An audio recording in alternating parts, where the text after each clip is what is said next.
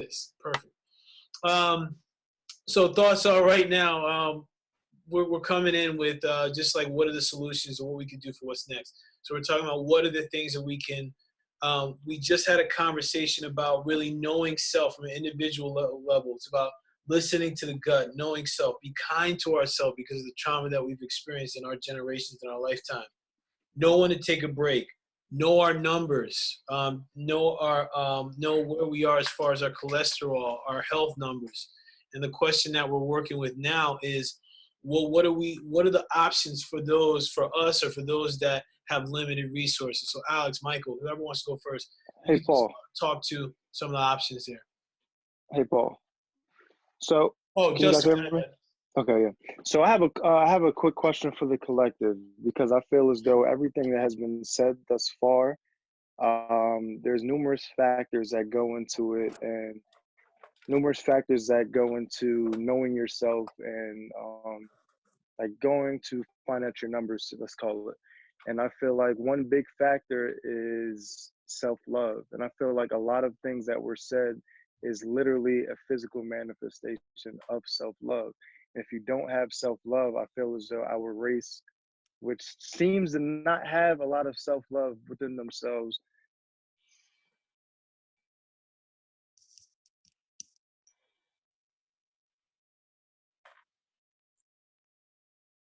I think he just dropped. Yeah. Okay. He'll be coming back in. Hey, hold on.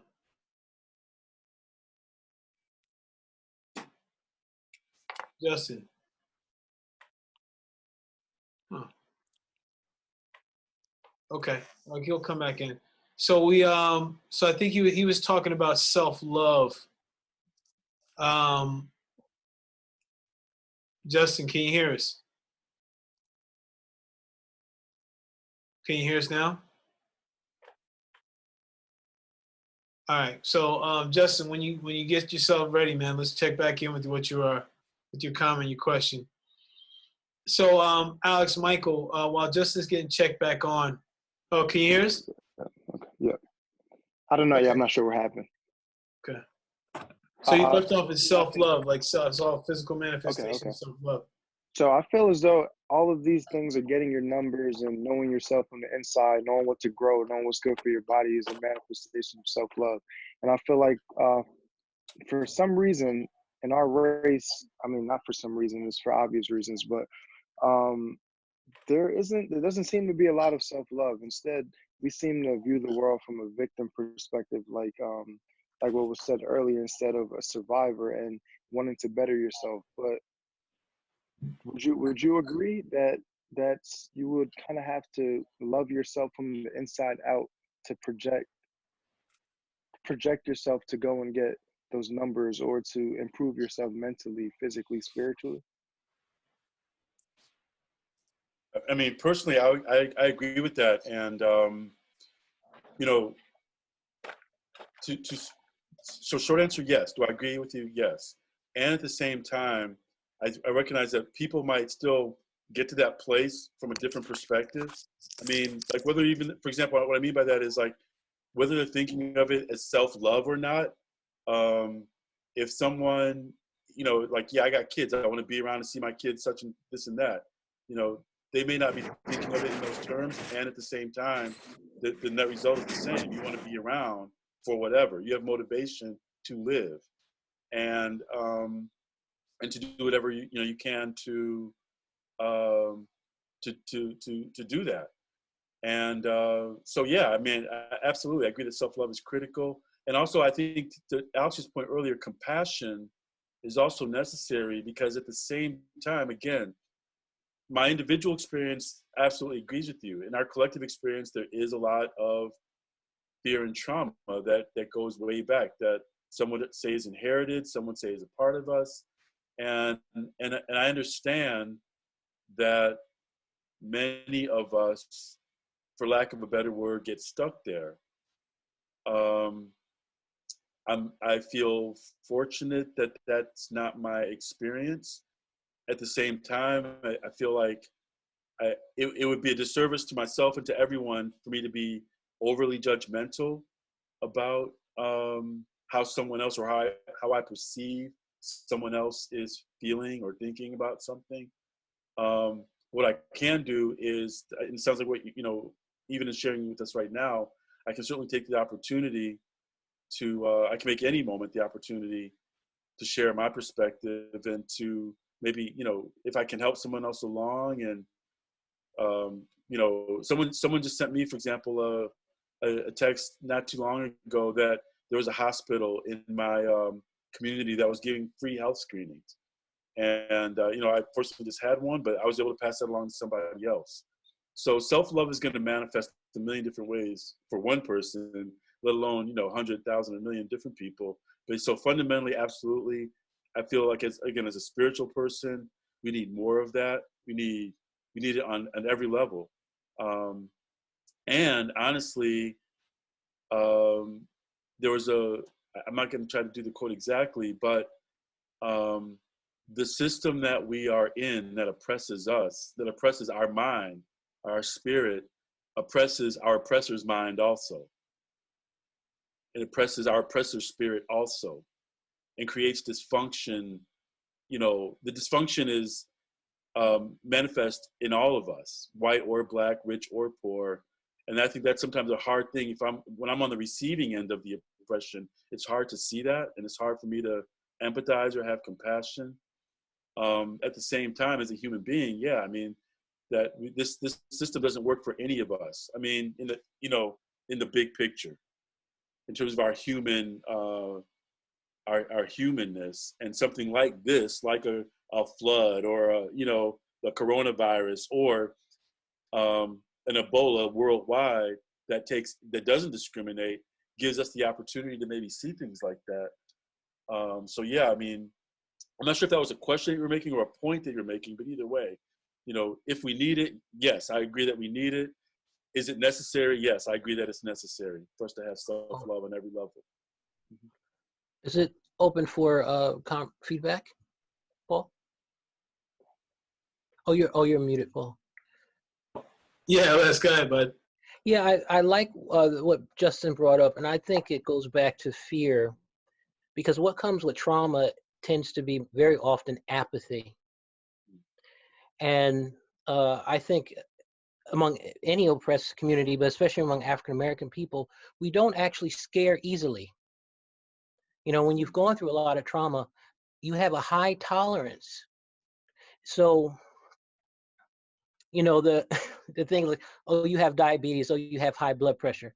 Now, I had a nasty virus, probably corona, but they didn't have testing. I'm on the video, and I'll just tell you a quick example. I'm on the video with my mother, who works in healthcare.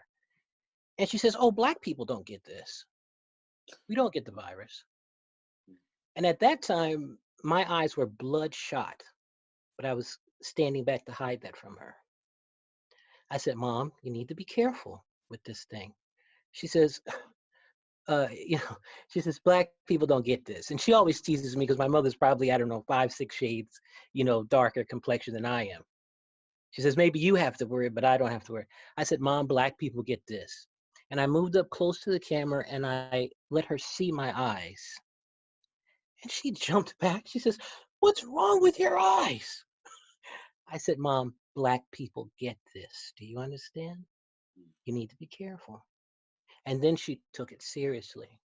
You know, whether it's addiction or whatever problem, even before you get to self-love, you've got to get to that place of radical acceptance. Fear has to get through, and it's hard to get through when you're constantly living in fear. And then even after you get to the self-love, like me, I was almost in ICU with diabetes, sugar up to 500 and something. You're ready to go into a shock, coma. Heart disease, incurable. I reversed the diabetes. I wake up in the morning, my sugar is 93, 92. Heart disease gone. Still couldn't lose weight. I saw all of these specialists. What's wrong? I've changed everything. I seem healthy as an ox. And they said to me, are you sleeping? I wasn't sleeping. Can't lose weight if you don't sleep. So I did all this stuff to try to sleep, went on medication, still couldn't sleep. And then they said, are you stressed? that was it. So Mm. no matter how I change things, if I don't deal with that root issue, even once I brought in self-love, if I don't deal with the fear that's within my body, it will still interrupt the process, no matter what the numbers say.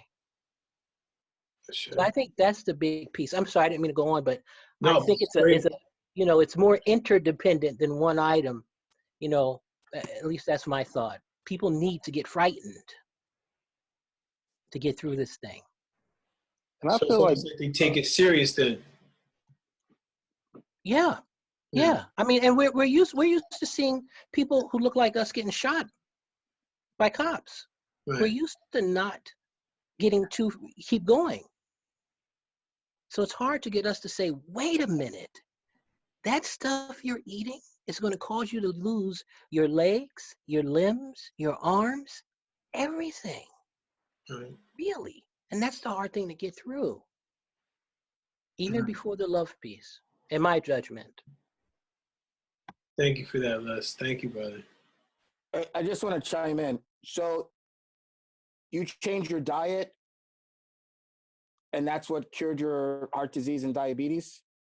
I changed my diet very drastically. How'd you do that? What did you do? Well, I do not eat dairy products. I don't eat meat, and every now and then I have a little chicken or something because the B12 helps a little bit from that. I do not eat processed food. You know, if it's not coming out of the earth, I really don't eat it. And I got off of stimulants, things like coffee and things like that. So Mm-hmm. that really made the huge difference. And I stopped eating all day. That's something that stressed out people do. Mm-hmm. You know, always doing that. So that was another piece that I stopped doing, that I did as well. So just good natural food, Mm-hmm. unprocessed food. And how long did it take you to make that turnaround? For the heart disease, it was probably about a little over a year. For the diabetes, it was very quickly. Mm-hmm. I would say probably even maybe even 4 or 5 months. And I'll tell you that another problem we have in our community is that they teach us to trust in medication a little bit too much. Mm-hmm. The diabetic medicine Say. itself put me in a hospital. I said, Which forget medicine this. was that? What's that? Which medicine was that? Oh, I was on metformin and 2 other medicines. I mean, the first drug, my nails were turning blue, trouble Mm-hmm. breathing. So I said, I stopped this. I can't take this. In the hospital, in the ER. And when my blood test was a 12 and the highest is a 14 on the A1C, I brought mine down to a 5.4, which is not even pre-diabetic. I don't have a problem. Mm-hmm. And the doctor says, this is extraordinary. I said, why didn't you tell me to stop eating sugar? You put me on all these drugs and you never said stop eating sugar. She says, because nobody does. Wow. Mm. They don't Nobody even does what? offer it to us. No, nobody's. They don't even offer us the option to know that you don't have to take these medications, these blood pressure medications that actually, you know, if you look at the obituary, do you ever see died of complications from pharmaceutical? Never. But talk to family members and we're walking around sick, giving our money to these companies when we could use natural means to be perfectly fine. That's right. Gotcha. they will never tell you how to cure the root of the problem. They want you to be their customer for life. So take these medications and you will never have to. I'm gonna give you the illusion that you're being helped, when in reality you're just gonna be a reoccurring customer. That's the word. That's the phrase. It's like residual income Right for now, them. like Exactly. for me, that's an example of a systemic injustice that it continues to be perpetuated, because it's really a disease. I literally just had this conversation with my mom today, that the so-called healthcare system does not make money off of well people, off of healthy people, and it does not make money off of dead people. It makes money off of chronically ill people that they can medicate, and there's no, as a business, there's no profit motive for cure. There's profit motives for symptom management, and which for me, that's what we have, is a symptom management system more than anything else. And again, the biggest causes of mortality for everyone, especially disproportionately for Black people, are these quote unquote lifestyle diseases, blood pressure, hypertension, obesity, heart disease are almost all either treated or prevented or cured by changes in diet and lifestyle. And that's not what the medical profession teaches us. And that does go back, again, you know, if we want to put it in the context of our ancestral spiritual legacy, or our individual going back to the roots or living off grid, I mean, that's essential. You know, eating right. I mean, eating healthy is pretty much common sense for all of us. Eating sugar, tobacco, processed foods is not good for anybody. It's cheaper, it's less expensive, but it's not really, doesn't really benefit.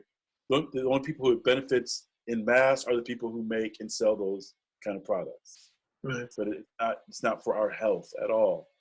I want to ask you too, what did you have, what worked in terms of mitigating the stress? What did you do to deal with the stress? Now, you know, this is pre-corona we're talking about, because that brought up a whole nother issue. You know, one thing was I had to stop listening to this.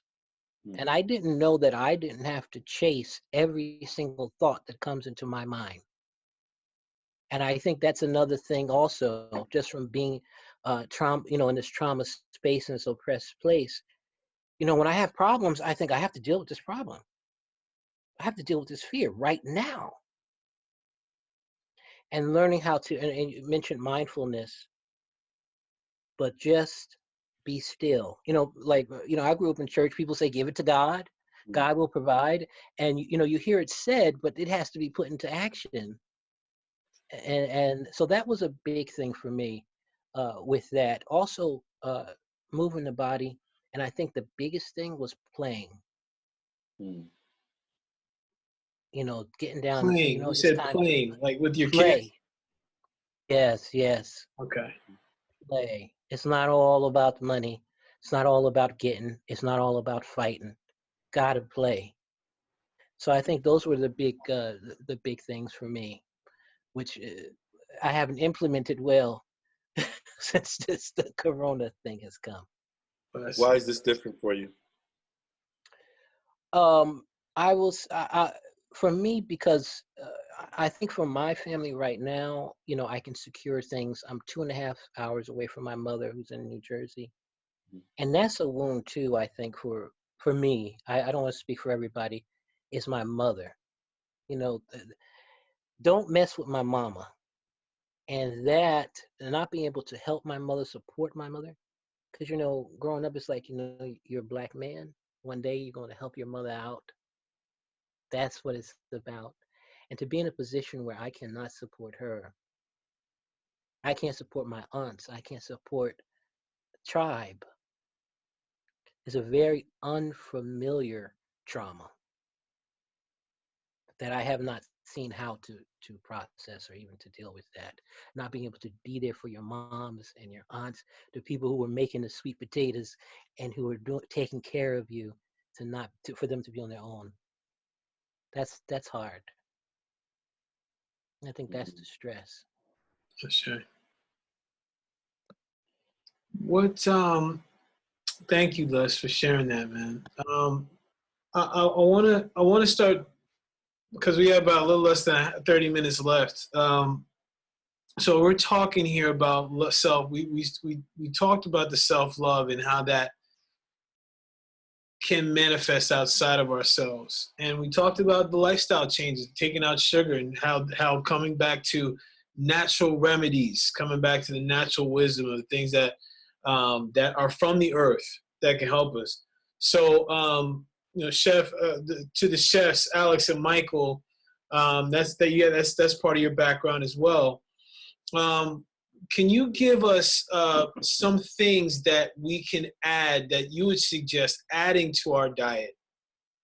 Couple things that can support our immune system, our health, that you would see fit, right? So either one, like one or two things would be great, and then we can start to wrap up. Alex, So for me, it's I just go back to beans and grains. And when I say grains, I'm talking about the low glycemic varieties, because especially ancient grains. What's interesting is that you can go to Whole Foods and pay $12 for something that you can find at a job lot or dollar store for like $3. And my theory thinking is, the people that go shopping there don't understand the value of those. What's the name of that company, Michael? Something Mill? General Mills? No. On the Oh, bags. Foreman Mill. Which company? It's a company that has like all these varieties of. They have oatmeal flour. Arrowhead Mills. Maybe it's or Arrowhead ADM, Mills. Archer Daniels Midland. Well, anyway, it's something Mills. But anyway, you see this. There's an opportunity to actually, because there's literally hundreds, if not thousands, of beans and grains. That are a great protein source, fiber source. Again, low glycemic, so you don't have to worry about the spiking, and they work with especially people that have glucose issues. And it just takes some planning and preparation. I mean, you could either do it the quick way with a little baking soda, or you could just do it the old-fashioned way and soak beans overnight. But my dad used to always soak them on the stove overnight and then turn them on low when he went to work, and by the time he got home, they were done. I mean, it's like really figuring out how things were done. And the other piece is that, there is an affordability issue with eating some items, especially some produce. I go to the supermarket, and if you see me walking down different aisles, especially in the produce, I'm just like picking up things, looking at the price, going, not this week, moving on. Oh, you know what?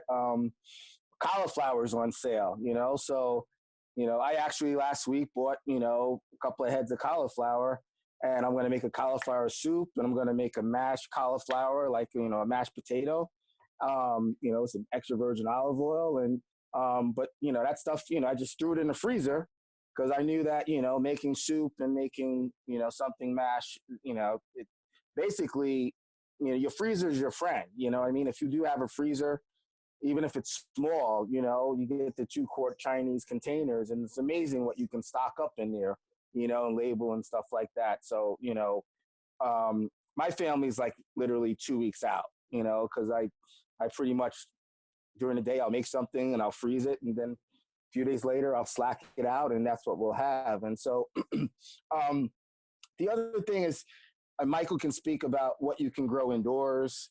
I'm about to get, for $9, there's some really very, very great tomato plants, non-GMO seedlings that I could get that I'm going to be ordering, because tomatoes are, it's nothing like, a late spring tomato with some olive oil, and a little seasoning. That can be its meal in itself. And, or tomato sandwich, which, well, back in the hood days, it was a ketchup sandwich, but we're way past that. But what I'm trying to say is that there are, things we can do, knowing that sugar, white bread, white potatoes, all of the things that are the culprits, we need to kind of move away from. But, potatoes can be, root vegetables can be substituted for potatoes, brown rice can be substituted for white rice, or wild rice, or wild rice blend is better, So from a harm reduction standpoint is what things can I do to make adjustments because there is no cleaning out my refrigerator and throwing everything out and then going out and spending $200 and restocking it. That's not plausible, or I would even say smart. How do we start to substitute this and that? Knowing that, if we need a little sweetener, agaves are better than sugar. I mean, where are the substitutes? People say salt's bad, but quite frankly, sea salt is more flavorful, so you use less. To tell someone they can't have any salt in their food, although that may be the only recourse based on their state of health, is almost culturally insensitive. You know what I mean? Because our body likes salt. Now, how do we limit it? How do we substitute it? Those are the things, and there are things out there that are healthier options, not more expensive, just healthier options. And so we do want to be mindful that food costs money. And Michael could probably speak on, the fact that we do want to be mindful of just the whole food waste circumstances, is local, regional, national, home, community. It disturbs me when I hear about all those farmers in Florida destroying crops because they can't sell them. I can't wrap my head around where the disconnect is, that with some innovation, we could have created, a supply chain. So to just help people, I don't understand why you would destroy something that could nourish. But maybe, Michael, you could speak to that, because, between the milk and the vegetables, I'm a little bit, it's kind of like, if we can't make money off of it, then nobody has it. But that might just be the institutional construct of racism in our country around food supply. Mike? Yeah, I would agree that that's, Thank you, Alex.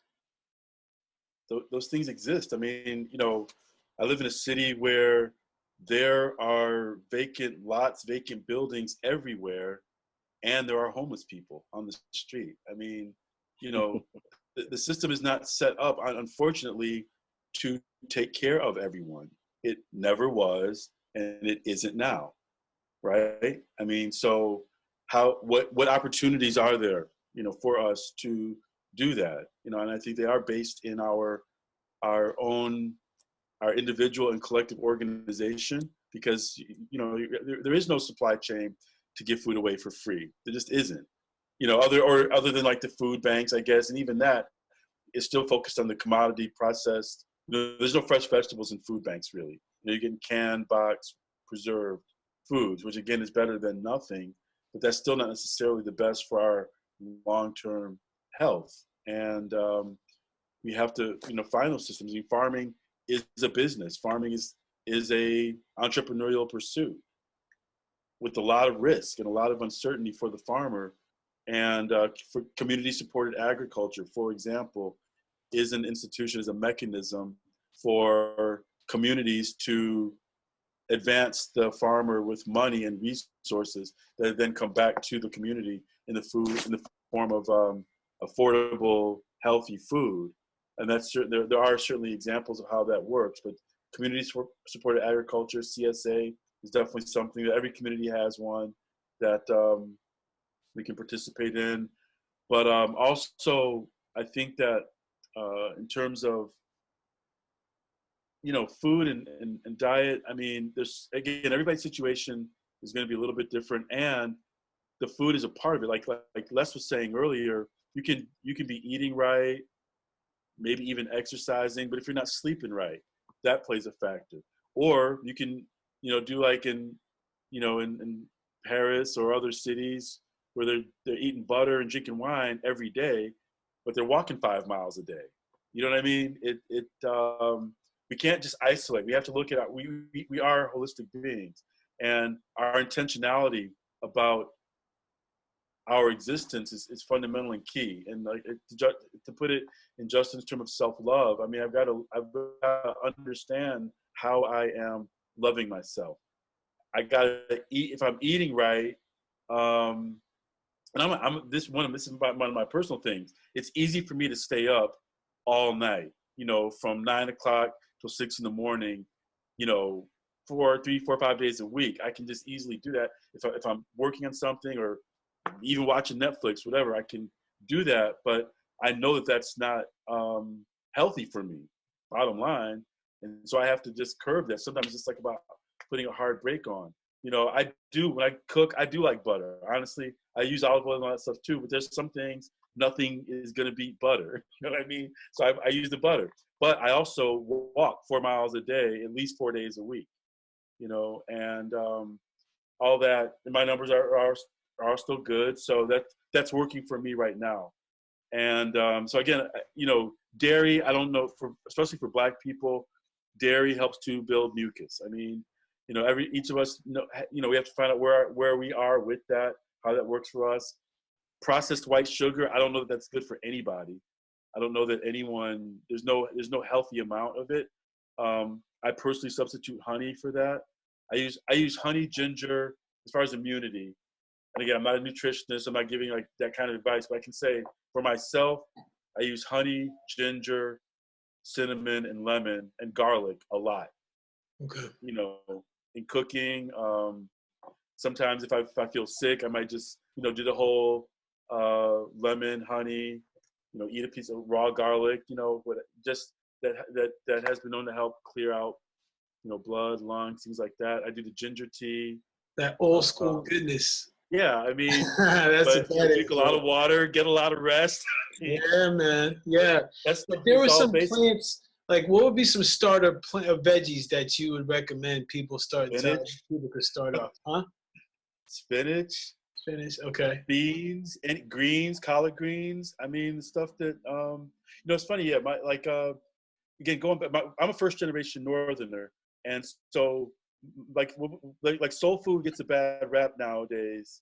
But like my folks are all like in their 80s and 90s. They was eating greens and cornbread and, you know, cooked in fat back, you know, 4 or 5 days a week. They did only have, like, for example, meat would be maybe 1 day a week. On Sunday there might be a chicken, but even though it was seasoned with other meat products, it was primarily a plant-based diet, and there was a lot of physical activity, you know.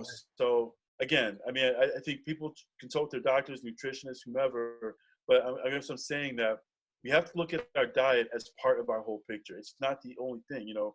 Like I know, for example, eating a pint of Haagen-Dazs at midnight and then going to sleep with a beer is probably not a good idea anytime. You know what I mean? So, you know, getting up, eating a light breakfast, you know, coffee, you know, low on the fats. Moderation is a good idea anytime for almost anything. So I think we have to really be careful, you know, again, know where we are, what our own histories, predilections are, what we like, but and then make adjustments that are livable. I don't diet, for example, but I do kind of monitor.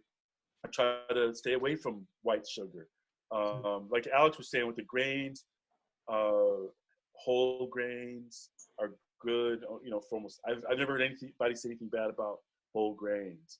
Butter, whole grain, like a quinoa, right? Like a quinoa would be a whole grain. Yep. Amaranth is an old one. Spelt are some of the ancient grains. But anything with bleach, anything that's bleached, I'm probably not going to eat that. I mean, rice, bread. The white sugar is bad. I mean, it's just not healthy for us. And even honestly, so I'm a juicer. I try to mix. You know, for me, when I'm juicing, I use apple and carrots and beets a lot for the sweeten. But I always want to put some kale in there, or some celery or fennel. All those are easily growable in our climates. Right now, I can tell you my seeds. Like Alex said, I've like 4 different tomatoes growing right now. Some squash, honeydew, beets, and some like borage. This is an ornamental edible flower. We're doing beans because beans are plentiful and they're easy to store. You can store beans easily. That's something you can consider. Yeah. So there's some options, man. What's that? Yeah. No, I was just saying, like, and I would just say too, in terms of preparation, like, here's the thing. Coronavirus is not the worst or the last challenge that we're going to have to face. by any stretch of the imagination. There are things that right now that are killing many more people than coronavirus, like cigarettes, for example. You know, I mean, these are, so we're hearing about this, we get this 24-hour body count about the coronavirus. And I hope that we're not distracted by the fact that, like, for example, the pre-existing condition, no one just got diabetes last week. Right. You know, no one just got heart disease last week. The preconditions that they're specifically saying are killing Black people more, right? Heart disease, high blood pressure, and obesity are the ones that they're saying. Those are lifestyle. Those are caused over time and are treated over time. Right. This at some point will not be the main issue. This will not be the headline. This time next year, this time next month, there's going to come a point where COVID is not the headline. And at that point, we're still going to need to be mindful of what we're eating. We're still going to need to be mindful of how healthy our hearts are, how, you know, healthy our bodies are, how healthy our spirits are, how we're managing stress. There's going to be stress in life, right? How we manage that stress is a constant. How we manage our fear, how we manage anxiety, those are the things that's what we got to do. You know what I mean? We have to manage stress. Today, yesterday, next month, next year, we have to manage our anxiety. We have to have a plan for how we want to live. And we have to live that way, whether it's coronavirus or whatever it is, you know? And that's, I think more than anything else, I think that's what I really hope we take away, that this is just this is the headline now, but how we have to live is how we have to live. What we need to do to live is what we have to do to live in any time, in any place. Brother, thank you for that, man. Thank you for that. Listen, Alex, Yes, Michael, sir. how can people get in contact with you? I'm gonna put my email and stuff on the chat. Yeah, so guys, if you, Michael, I'll do Alex, if that, you guys and- could put your information, contact information in the chat. As they're doing that, guys, I'm gonna open it up to some questions. I know we got like about 11 minutes left. I will be sending, I have the registration emails for you all, so I'll be sending you all out surveys and polls just to check your, gauge your interest in maybe have another one of these calls again, maybe having some follow-up items, maybe checking in with each other as far as what are we doing with our health, what are we planting. We're really looking, we talked about this before, looking to find allies in what we're looking to get done as far as taking care of ourselves and also taking care of our community. Because I think like what we talked to here was brilliant. And I'll be sending, although I failed to record the whole thing, I did record about 45 minutes of it. So I'll be sending that video out with this as well, because there's some gems in there that I'm sure you may want to re-listen to. So Michael, I see we got your contact information in there, mse@thatgoodfoodlife.com. Anything else coming up for you, Michael? Any events that we want to be aware of? Catering events have all been canceled. So yeah, I have some writing projects coming out, hopefully in the next month or so. And anybody, if you sign in, you can send me an email. I can put you on the mailing list and keep you abreast of everything that's happening. But I am looking forward to when we're legally allowed to congregate again. We'll be having some more face-to-face groups and tastings in the Cleveland area, in New Jersey, and in DC. Awesome, Michael. Thank you, man. I see, Alex, you have yours in. And Kim has a question. Kim Sean, you have a question? Yes. The question that I want to pose for the group that I'm reflecting on myself is that it's much easier for me to make healthy choices as someone who lives in privilege, right? And what I mean by that is like I'm in my warm house right now. I'm still getting paid. I can go to the store and say, this week, and I'm much like Alex, oh, this is a little high this week, so let me skip this.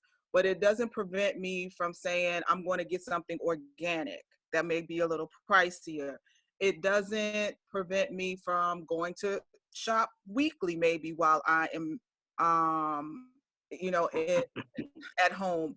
So how do we, what comes up for me is like, how do we help our folks who are not at the same socioeconomic level that we may be at right now? What's our responsibility? Because in that way, I feel a little helpless, and I'm kind of like Alex, where yes, our children are getting fed, but we don't know what they're being fed, right? And so I often, when I sit here and I'm like, oh, let me go make a smoothie and let me go juice my stuff and let me go get my organic, things right now to help me.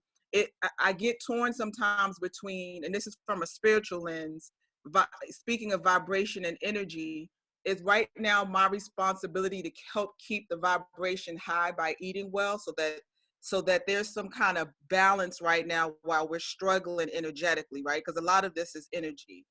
And what do I do, if anything, to support those that don't have the same access, don't think like I think, their spirit may not be where my spirit is as I connect to God or whatever I believe in. Like what do you do with that? I guess is what I'm throwing in this space. Well, here's my,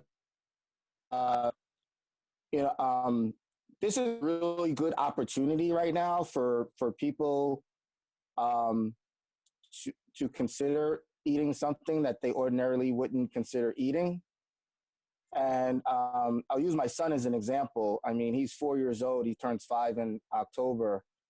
And he swore that he would never eat a whole wheat Thomas English muffin.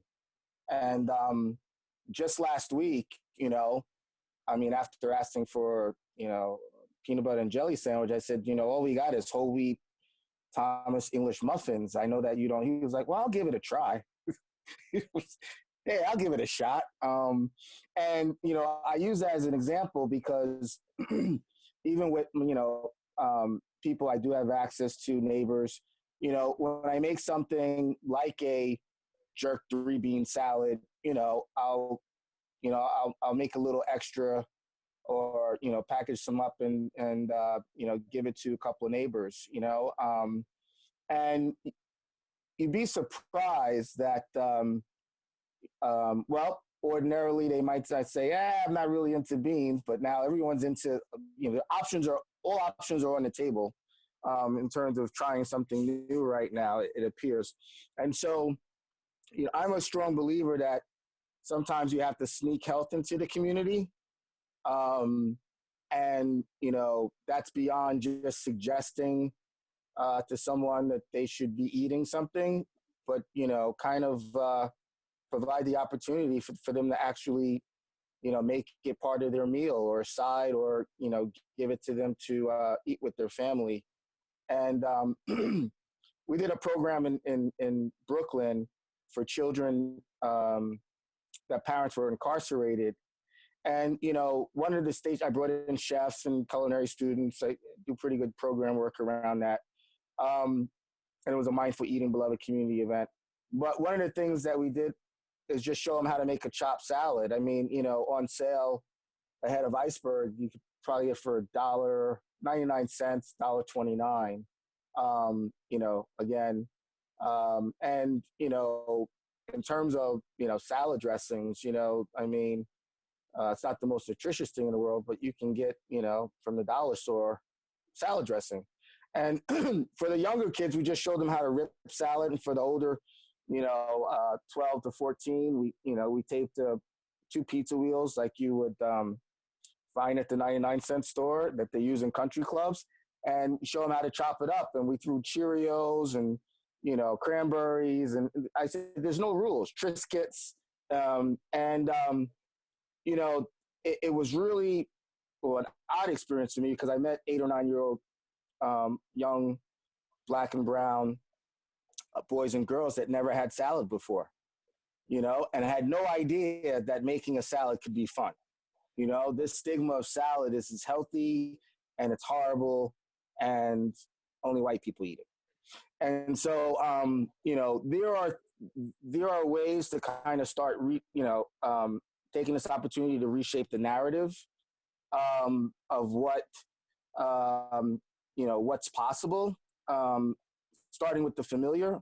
But for all those who haven't seen the LeBron James calm meditation video, I encourage you to watch that. You could Google it, because that whole, first of all, that's the first time I've ever seen a Black person spear leading mind-body empowerment.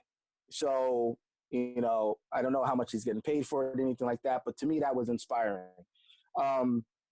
You know, there is something to be said about mind-body empowerment and using food as a nexus so that we can, you know, part of moving past thriving is resiliency. And so we do want to be resilient, and as that is your immune system, that is your mental capacity, that is your stress reduction. You know, it's all in that same bucket as being resilient, which is part of our ancestry. Make sense? Yeah. Yeah, makes sense. Thank you. May I add a quick piece? If that's okay. Yeah. I was a part of delivering food to the food deserts here in Baltimore. Fresh food, where the life expectancy is 62. There's no food at the corner stores. So that's the life expectancy. And one big thing is really addressing the core issue, which is that helping folks to see that you actually spend more money when you eat unhealthy. Sugar and bleached food makes you hungrier. Yep. And when you get diabetes and insulin and all of that, costs money and time.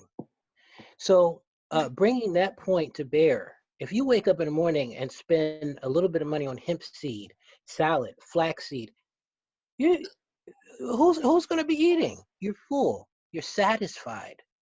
And I think when we don't address that issue, it becomes a problem. You know, Yeah, who wants that's to like spend an their money? education issue too, though, right? That's an education issue and a conditioning issue as to what's available to us. Like even in these seeds, which have a lower cost point than a lot of other stuff that's out there. Which And not touches to on the mention point that Tim's talking. anti-inflammatory. What's But that? it's not just education, because I think Western education, unlike Africa and other countries, Western education is to put in information. Other cultures, education is to think. So it's more about getting to logic, reasoning, and that's a hands-on thing that has to happen for there to be change. That's at least what I experienced. The moment we get, wait a minute, this food is making me hungrier. When I eat Wonder Bread, I want to eat more Wonder Bread. Yes. Anyway, that's. I'll just chime in on the anti-inflammatory piece. Turmeric is a go-to staple. You can make turmeric, you know, you can take turmeric lemonade, you know, put a little agave and mint in there. You can, you know, turmeric is a base in curry. For those who like curries, that's why it's, you know, cultures that have a lot of curries in their diet have low inflammation. And inflammation is actually a precursor to a lot of different diseases. As in, the body gets inflamed, it responds, and some of those responses are high blood pressure, hypertension, diabetes. And so inflammation definitely needs to be, and so there are foods that you can just Google, you know, foods that lower inflammation in the body. And although there is some soul concerns, you know, I make fermented vegetables. You know, that's also something, you know, to make sure that you can do to kind of improve your gut health. And you know, I mean, for those that can't, you know, afford, you know, you can make it yourself. I mean, basically, it's just you leave it out. The bacteria in the air will actually ferment it. You know, but there's videos on it. It's not a very hard process to do, and you can do it with pretty much a lot of different vegetables. So, you know, you eat a little bit of that, you know, and then in Ayurvedic medicine and food, you know, they look at, you know, different foods that are bitters, you know, the alkalines and all these different things, and you can look up, you know, in Ayurvedic kind of you know, food lifestyle. And, you know, again, like Bruce Lee say, you take what is useful, you discard what is not. So there's no promotion of any diet here or anything like that. You know, I believe there's many paths to the source, whether it's religion or food or, you know, mind-body empowerment, etc. Blessings. Thank you, guys. Thank you, man. Michael, Alex, thank you for taking the time to be here, talk to us, be part of this discussion. Les, Rick, Birdie, Chris, Zuri, Kim, Sean, Justin, thank you all for being a part of this. Listen, we created a container here, so before we leave, let's check out. Let's check out with, we'll do, and guys, my apologies. We are over. We're at 3:02. We're going to need probably about another 3 or 4 minutes to check out in a good way because we created something here. And again, this is the first part of us coming together. Again, I'll be sending out a poll surveys as far as how you want to be connected going forward because we're looking to do this again so we can continue these conversations, continue to get the mindset for ourselves, our own leadership, and also what we can do to educate the community around us, especially for those that are less fortunate, those that are going through some experiences that are different from ours. So let's check out. We'll check out with your name, something that you're taking away from this, and then say I'm out when you're done. So I'm going to start off. My name is Paul. I'm checking out. Grateful that I got some stuff that I'm going to add into my garden. Thanks, Michael and Alex. Appreciate you guys, man. Beans, baby, beans. All right, I'm going to call on people. Next 3 up are Birdie, Rick, and Chris. So, Birdie, you first. I'm going to check out with all this information was just delicious and wonderful. And thank you, Michael, and thank you, Alex. You guys really gave some really just a plethora of information. And everybody who came on the call who just give me a different way of thinking so I can take back and talk to my collective on my podcast. So that is what I'm going to take away and I'm checking out. Thank you.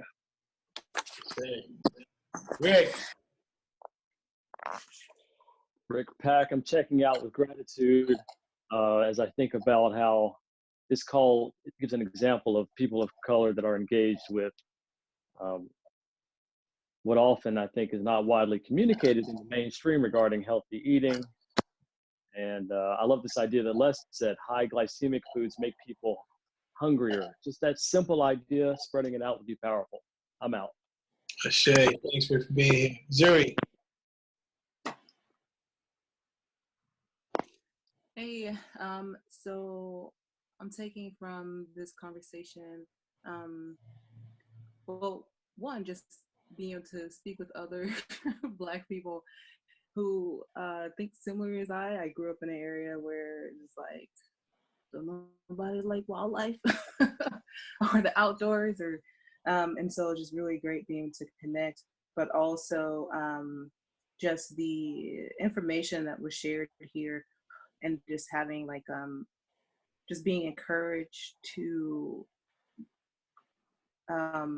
continue along the path that I've started with looking at the through the environmental justice lens, and just being able to feel reinvigorated to continue pushing forward that and how I can help people here in Cincy for as long as I'm here, and in other places as well. All right, nice. Thank you, Zoe. Blessings. Glad you're here. Glad you were here. All right, next 3 up, Les, Chris, then Kim, Sean. Les. Oh, Les checking out. Feeling really inspired by a lot of things. I also caught a couple of recipes from these guys, which I like. How to do something. Yo, get the book. Listen, a lot of recipes in here too. Don't sleep. Oh, Don't sleep, yes. man. Sorry, Yes. Les, go ahead. So no, and I think this is how it start conversation like these. And Zori spoke to something I love, which she mentioned to wildlife. That's got to be the next conversation. Getting into the wildlife. And with that, I'm out. Thank you, brothers, Michael and Alex. Shay, Les, thanks for being here. Chris. Chris, I'm checking out, very thankful and also inspired by the story from Les about overcoming what I would judge as very serious diseases of diabetes and so forth that were healed in non-drug means. And then the other piece where someone was saying that they are first generation Northerner and they remembered what their the people used to eat. I also remember that from my mother, and that it necessarily isn't that foreign for us to eat healthy. It's just that lately we have gotten away from it. So just as a funny out, to co-opt that song, beans, greens, tomatoes, potatoes, without the ham, the gospel song, beans, greens, tomatoes. And with that, I'm out. That's what's up, Chris. So happy you're here, brother. Thank you, man. Ashay. Kim Sean. This is Kim Sean. What I'm taking away from this is the opportunity to be with Black men who are speaking from the heart. And I really appreciate that, because a lot of this type of work is done among women, and we don't often get to witness Black men talking about their heart, their wellness, their well-being, their overall spirituality. And so I just am grateful, and I'm taking that away, especially Les, I appreciate your authenticity and your openness. And Justin, I really appreciate you bringing up self-love, because women talk about that all the time, but men don't necessarily bring that up in conversation. So thank you, and I'm out. Ashay. I'm so happy you're here, Kim Sean. Blessings. All right, next three. Justin, Alex, then Michael. This is Justin checking out. I'm checking out with a sense of thankfulness and along as a sense of perspective. And I say that because I'm able to walk away with both applicable knowledge that I know can be passed along to those who may not be fortunate or are exposed to a platform to gain this knowledge. And with that being said, I am out. Ashay. Blessings, King. Thank you. Alex. Okay, well, I'm checking out. Just a couple of things. I really enjoyed this conversation. Paul, I thought you did a great job by really weaving in, the mindfulness and spiritual aspect of, how all of this is connected to our ancestors, which we are just a bridge to the future. And so I show gratitude in that. I'm also, I'm also very happy and show appreciation the fact that we were able to have a deep dive conversation, and share stories, and less your story, and just the fact that our Black and brown women need to connect and coalesce with the men. And, by showing whatever you want to call it, whether it's compassion or vulnerability, or just the fact that, it's not too fashionable to be macho and egotistical where the community's falling apart. And then lastly, as we move from the I conversations to the we conversations, my hope is that will lead to deeper conversations, forming the framework for a collective for systems change work. And at the end, byproduct of this, if we can manufacture leadership and create health ambassadors, health in the whole, people that are framed in health and wholeness of communities as ambassadors, as youth leaders, as youth health leaders, and just leadership period. I think we can, by the way, there's a lack of leadership out there, and we don't have time for this conversation, but I'm very disappointed in even the organizations that represent Black and brown people. I don't see anyone stepping up. But needless to say, when you don't see something created, then the accountability falls on you. And so, although we look for that, if it's not there, then we have to gather it ourselves. And so I would say that, if everyone could meditate around how we can form more leadership and mentor potential leadership in community building, where social impact investment is so necessary, then I will leave you with that. I'm out. Ashe. Thank you, brother. Appreciate you, man. Michael. Filled with gratitude. Thank you again, Paul, for organizing this and for the invitation. And thanks again to Alex for the work that you did that, with Mindful Eating book, that I think for me anyway was the entree to be invited to this kind of conversation. I want to quickly bring note to a link that I posted. This was directly in response to Kim Sean's question. I think that this is a resource I think we can all use. It's essentially from the USDA. It's a program that exists everywhere that many of us are not aware of, that anybody who's on EBT can get double their dollar's worth at most farmers markets across the country. So in terms of making healthy fruit, fresh vegetables affordable, there actually are programs out there that do this, and this is a starting point. So this is a resource that could be shared, I think, for anyone who might be, in low-income situation and wants to eat healthy. They can actually get double the money at a lot of farmers markets. So this is a national resource. So I think everybody can find something in their local area with that. And again, I appreciate the opportunity to talk about health and wellness, with Black people, and especially, again, I echo with the Black men.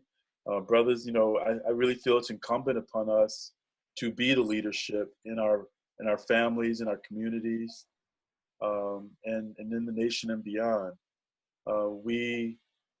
We suffer the most when things are going bad, which means that we can benefit the most when we turn things around and make things how we want them to be.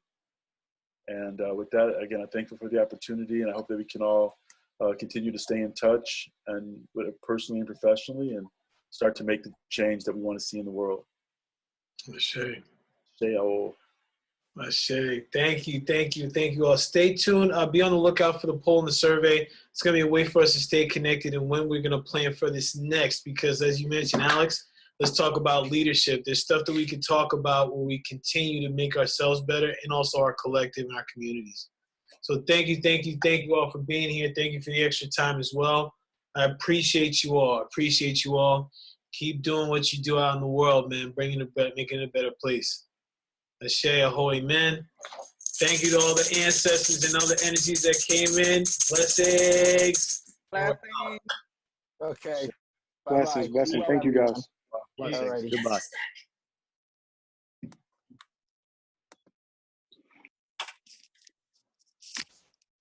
Great job, man. Thank you.